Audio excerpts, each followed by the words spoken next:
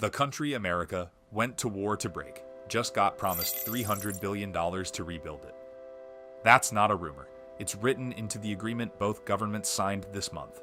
The one that's supposed to end a war that started in February, cost the US military close to $40 billion, and pushed Iran's economy into freefall. Gas prices are easing right now because of a piece of paper neither side fully agrees on. This is what happens when a war gets too expensive for everyone fighting it, and even for some who weren't. It starts with a closed strait, a blockade, and a bill nobody could afford to keep paying. To understand this deal, you need to go back to February 28th, the day the bombs started falling and the day everyone's bill started running. Both governments signed a 14-point agreement this month, but only 3 of those points are actually doing the work. The mechanism here is simple, even if the politics aren't. War is expensive, and modern war is catastrophically expensive. The US flew 13,000 soldiers in the first 40 days alone. That's a combat mission every 7 minutes around the clock for 40 straight days. It lost over 40 aircraft, fighter jets, refueling tankers, surveillance drones, and watched its own carrier catch fire in dry dock. By summer, the Pentagon's own number for the cost of the war passed $40 billion.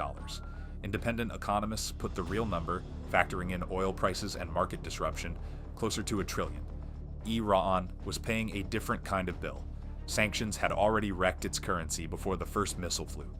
The war added on top of that. Infrastructure gutted, inflation climbing past 60%, the rial losing more value in months than most currencies lose in a decade. And it wasn't just the two countries actually fighting. Every barrel of oil that couldn't move through the Strait of Hormuz pushed prices higher everywhere else. In mere weeks, the war had created something rare, a Middle East oil shock where nobody profited. Producers couldn't sell what they couldn't ship.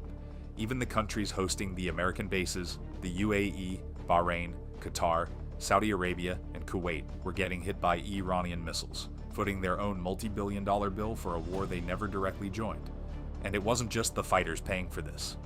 It was you, at a gas station, the day you filled your tank without thinking about where that price spike actually came from. But the real turning point wasn't a battlefield win. It was a balance sheet nobody could close. By April, missile defense systems across the Gulf, and especially Israel, were burning through their stockpiles at a rate nobody had planned for, and using up nearly 3/4 of their pre-war interceptor supply, each shot costing millions of dollars to stop a weapon that cost a fraction of that to build and launch. The math was getting worse. Every single day the war continued for all the sides involved, whether directly or indirectly. By June, 4 governments were quietly doing the same calculation. Washington, watching its munitions stockpiles drain into a war with no clean end. Tehran, watching its currency collapse past the point officials could not explain away. The Gulf states, which had absorbed roughly $120 billion in damage, despite never firing a shot of their own. And Israel, watching its defense budget stretch across 4 fronts at once. None of them could say it publicly. All of them were thinking it. In a shipping insurance office in the Gulf, an underwriter spent those same months doing nothing but repricing risk. War risk premiums for tankers crossing the strait had spiked 4 to 5 times their normal cost. Every policy she wrote was a bet on whether the war would end before her client's ship made the crossing. She'd never fired a weapon or signed a treaty. She just watched the cost of the war arrive, line by line, on her own desk. By June, the math finally broke the same way for everyone. The Islamabad Memorandum. Here's the part almost nobody noticed when the deal was announced. The money in this agreement only moves in one direction. The United States agreed to lift its naval blockade within 30 days and start pulling its forces back from Iran's borders, giving up the single biggest piece of leverage it had built since February. In exchange, Iran agreed to talk about its nuclear program for 60 more days. Not limit it, not dismantle it, talk about it. That leverage swap immediately became a cash flow. The US Treasury started issuing waivers within days, letting Iran sell oil on the open market again. Tens of billions in frozen Iranian assets were unlocked for use. And a reconstruction fund, at least $300 billion, got written into the text itself, a mechanism to be finalized within 60 days. Iran's only immediate hard obligation in return was to let commercial ships cross the Strait of Hormuz toll-free for 60 days only.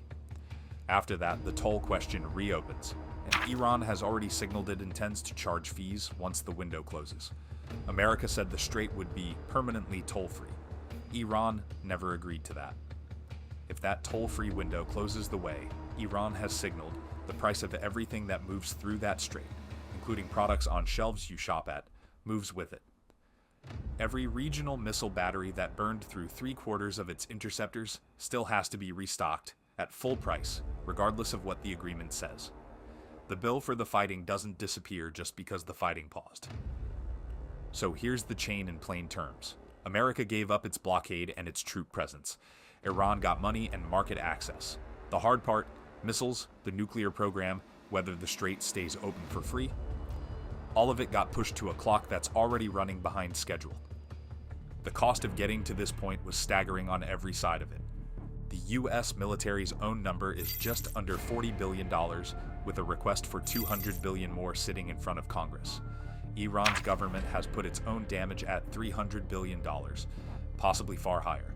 Gulf nations absorbed roughly $120 billion in damage despite staying out of a direct fight, and Israel's military reportedly stretched its budget thin enough to warn it couldn't sustain operations on 4 fronts indefinitely. Every one of those numbers eventually shows up somewhere in your life, in a gas receipt, an interest rate, a delayed shipment. That underwriter in the Gulf is still pricing risk for ships she's never seen, for a ceasefire she's not sure will hold past its 60-day clock. Ask most people who won this, and they'll say Iran lost. Its nuclear program gutted, its economy in ruins, forced to sign whatever Washington put in front of it. Here's what the text of the agreement actually shows. The money in it only moves towards Iran. Oil waivers, frozen assets, a $300 billion reconstruction fund. On a 60-day clock, America set for itself. Iran didn't win this war. Its economy is still gutted. Its people are still paying for it.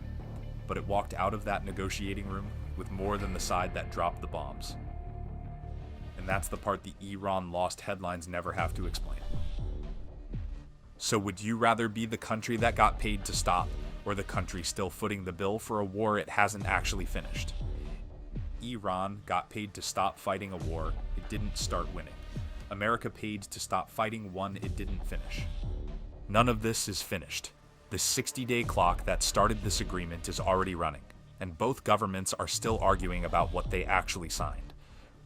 Right now, American officials are claiming Iran agreed to let nuclear inspectors back into the country indefinitely.